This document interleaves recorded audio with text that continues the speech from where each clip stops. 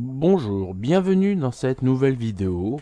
Merci de vous abonner, c'est gratuit. Il suffit simplement de cliquer sur le logo qui apparaît en bas à droite de votre écran. Aujourd'hui, nous allons parler des kangourous.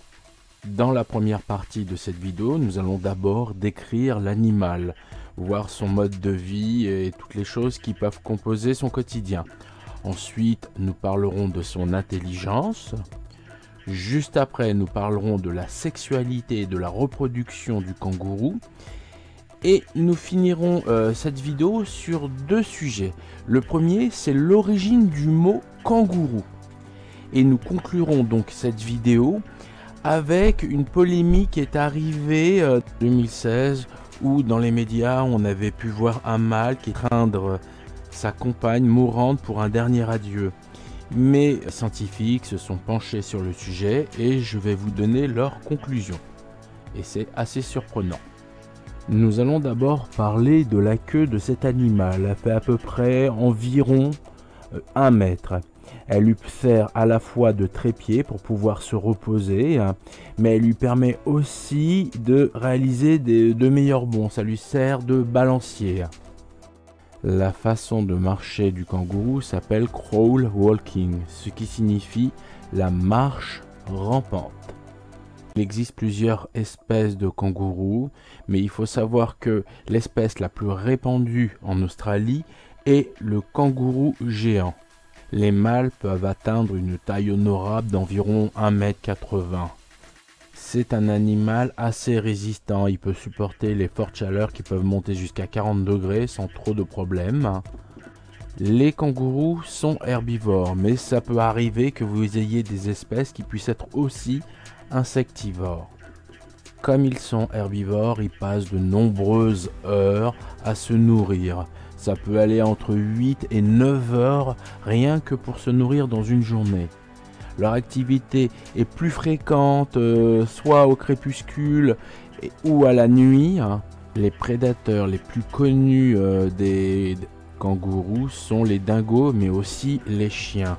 Mais heureusement, non seulement ils ont une capacité pour courir très vite, ils peuvent faire des sprints qui peuvent aller jusqu'à 80 km/h. Bon, certes sur des durées assez courtes, mais ils ont aussi des capacités de saut qui sont assez impressionnantes.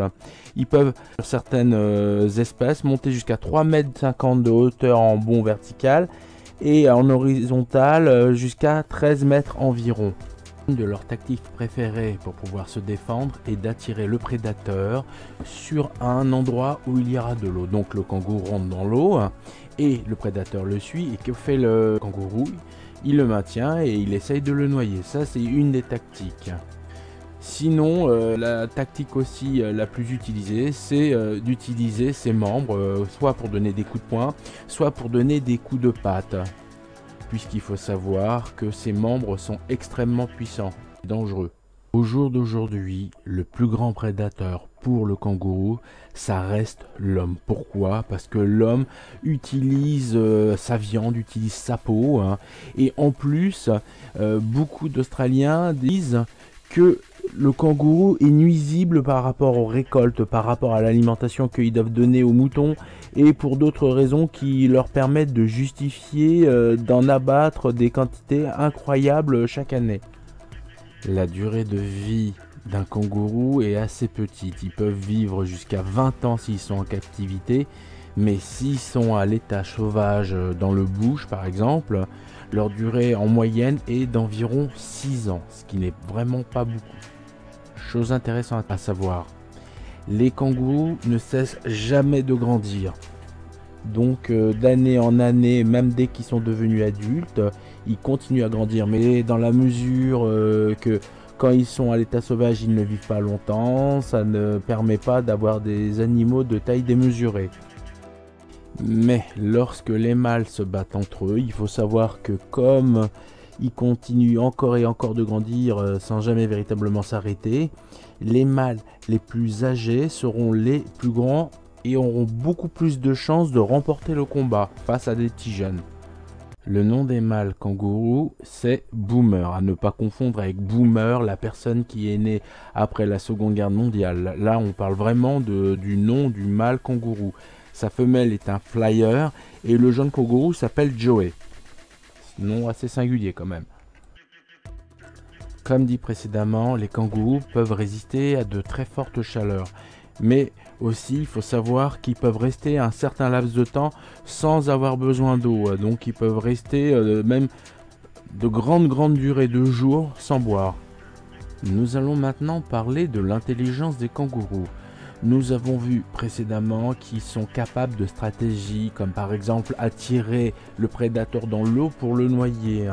Donc c'est un animal qui peut émettre des idées et mémoriser quelques informations pour pouvoir les utiliser dans le cadre de sa survivance.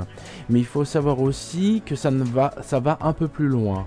Il y a eu des exemples kangourous en captivité qui arrivaient à montrer par une gestuelle ou par leur visage leur intention d'être nourris. Donc ils essayaient avec leur propre gestuelle de communiquer avec l'humain, ce qui est quand même une certaine forme d'intelligence par rapport à des animaux.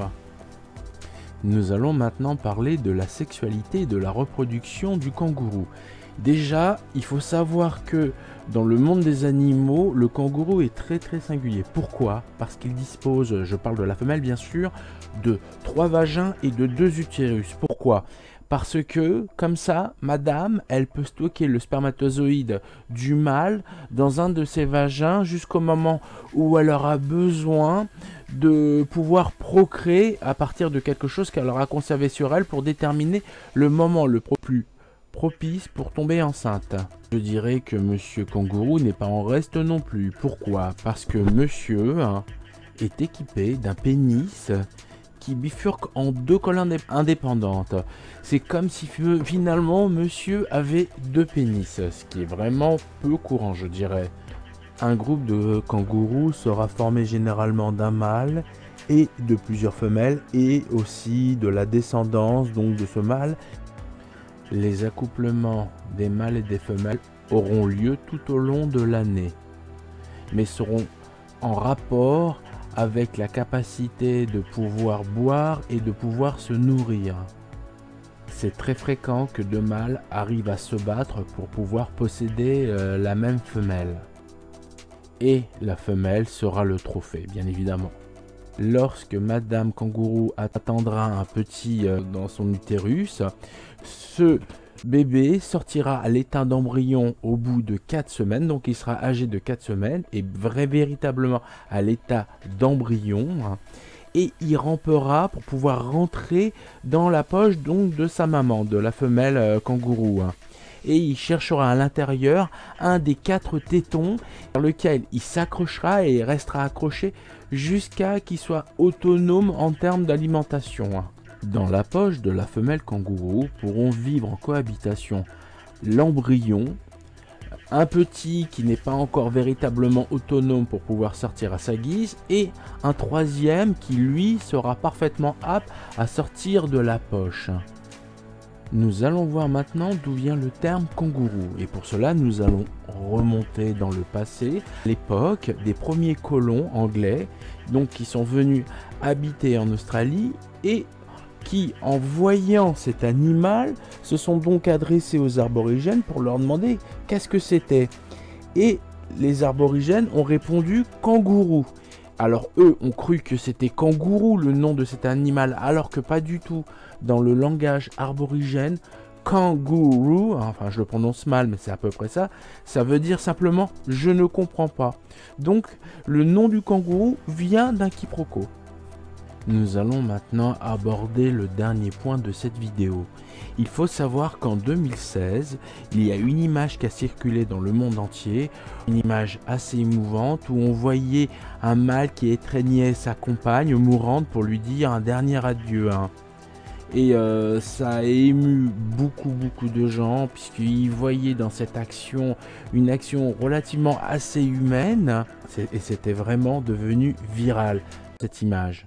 Des scientifiques et des vétérinaires se sont penchés sur la question et n'ont pas du tout le même avis concernant ce qui s'est passé réellement. Pour eux, sachant que le mâle peut être assez harceleur et même agressif pour pouvoir obtenir physiquement les faveurs de la femelle, auront peut-être usé de violence à tel point qu'ils auront pu blesser la femelle.